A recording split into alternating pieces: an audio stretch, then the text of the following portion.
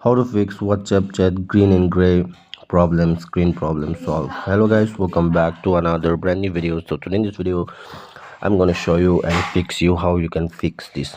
So before starting the videos, what you need to do is that just go to Play Store, and then here you have to search for WhatsApp, and then make sure to update the app.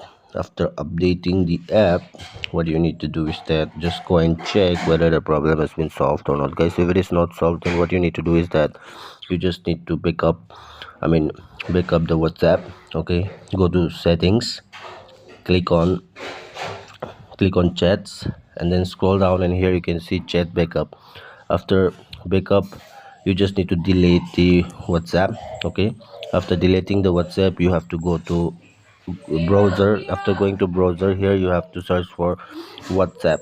Okay, and just search for it, and then from here you have to download the WhatsApp, and then your problem will be absolutely solved. Thanks for watching.